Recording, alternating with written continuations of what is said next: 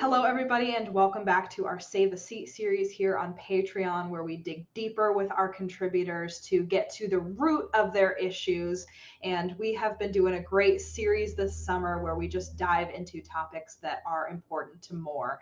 So, if you guys have been following us for a while, you know when we come out with an issue, we always sit down with our contributors to find out how they came up with the topic that they wrote about, how the issue came together, some of the behind the scenes information. But in between our issues, we get to do whatever we want. So we have been talking about some really great topics this summer, including advocacy, inclusion, storytelling and marketing, healing from generational trauma, the importance of disability advocacy. So we are continuing that charge today with talking about dehumanization in policy and what it really means. So if you didn't listen to our Spotify episode, make sure to go do that, get all of that juicy context, and then you can come back and appreciate this episode even more. But today I am joined by Maaria Mozaffar. Thank you so much for coming back and talking to us again. Oh, I'm excited to speak to you, Chloe. So, for our guests that did not listen to our Spotify episode, tell us a little bit about who you are and what you do in the world of policy. I'm a legislative attorney, and I identify issues that I care about deeply, things that disturb me, basically, like everybody else around the nation, around the country. Mhm. And I try to address the issue by drafting and writing a legislation that could solve the problem. And you don't have to be an attorney to do this. You don't have to be an elected official at all. I have learned that you just have to commit yourself, not pass the buck, and care enough. And I think there's tons of people like that. So, Yeah, absolutely. A lot of people that engage with this show because they want to learn, they want to grow, they want to get better. I feel like our audience is primed to engage with this topic especially and, call their legislators, make change happen. So I'm curious, and I didn't pitch this question to you beforehand, so I hope you're okay with a fastball here, but I would love to know what like a day in the life looks like for you.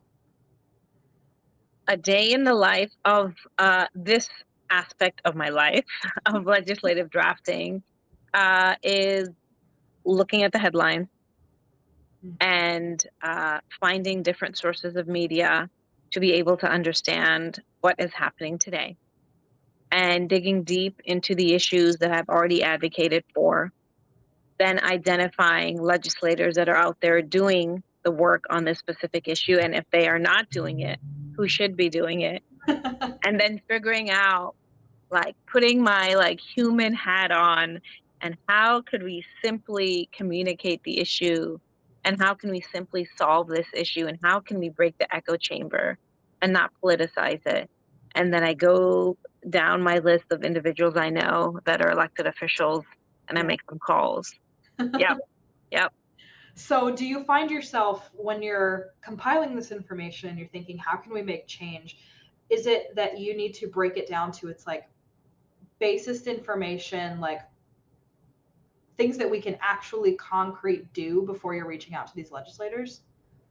Yeah, that's what I like to do. So there it's twofold. What I like to do is to be able to know everything I can before I even go in to this conversation. Mhm. I want to be able to understand all aspects, read about all angles, what has happened in the past, what has not happened, why we're here.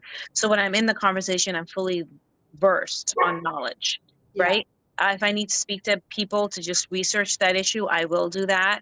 And then also, when I speak to the elected official, I should have some kind of idea. And I usually have more than an idea. I have a white paper and a bullet point list, and I say, I'm just going to send you the white paper about how to solve this issue that I'm thinking about. But I also like to gauge politically, like where we're at.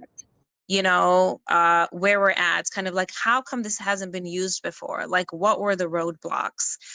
I have learned that anytime you want to be able to make change, the more you already are in the change making process, the further ahead you are. So if you're going somewhere to talk to somebody that can make things happen for you, tell them, like, I already got this. All you got to do is put your signature on it. Right. So that just makes things go faster. And it makes things easier. And like, think about like our circles, right? Like, if you go to college, you work, you have social circles, you have family, friends. Think about how many experts you actually already are surrounded by. That's Like, so you're true. gonna know somebody who knows something about something, Right. who was not engaged or tapped into this specific issue. And once you call and be like, do you know that this and this happening? I was just wondering, like, based on your background, what are your opinion? And suddenly they're like, wait a minute, I do know a lot. And then they're vested and then they're interested. And then they realize, wow, I really have something more of value to give to this issue just beyond just going to work and coming back. Right. Right. So we know teachers, we know healthcare workers, we know nurses, we know police officers. So we all know somebody that can make circumstances better and can provide us more information beyond headline. Right.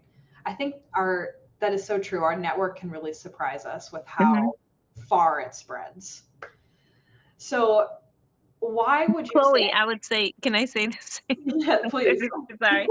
I was gonna say, I just wanted to tap on this when you're saying that our network, it's amazing how far it can spread and we don't realize it. I would suggest the way we don't realize it is because sometimes we're not talking about the right things when we're hanging out.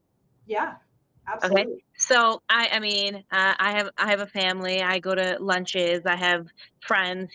So we're all in the same boat. We're all in different walks of our life, and we all socialize.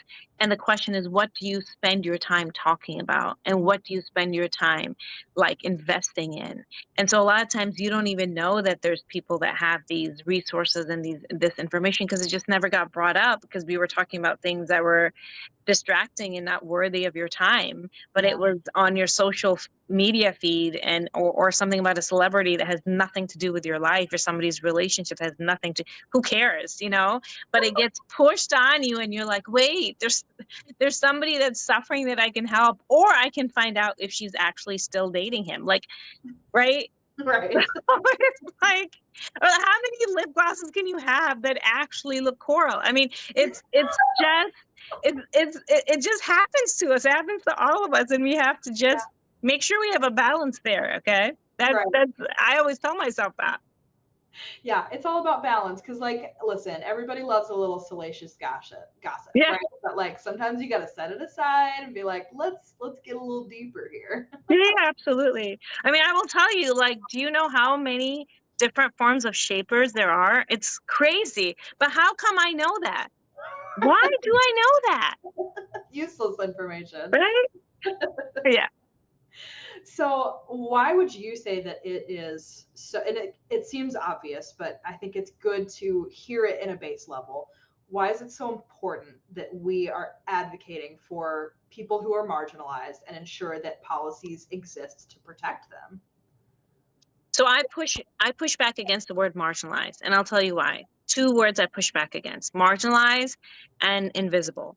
Mhm. Okay, in the world of policy, because marginalized and invisible to the communities that you're speaking about already give them a message that they're powerless. Mm. And that really really bothers me when we're trying to empower and advocate individuals, right? Right. So the way it's found itself in its terminology, we can talk about that, but there are new ways to discuss these things, and I think we should. Mhm. I don't think anyone is living in the margins in a way where they're invisible.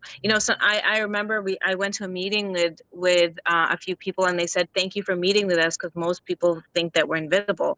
And I thought to myself, why did you say that? Because now this elected official is like, "Oh well, you're invisible, so Giving them a chance to agree with you. so I guess, that's why I'm not guilty for ignoring you for the last 10 years." So I think it's very, very critical for us to answer your question directly. It's important for us to advocate for all community members that are dealing with circumstances that are difficult, because you are one step, one circumstance away, perhaps, from your own situation that you may need advocacy, Yeah. and you need to flex that muscle of empathy. You have to flex that muscle of understanding that we're interdependent.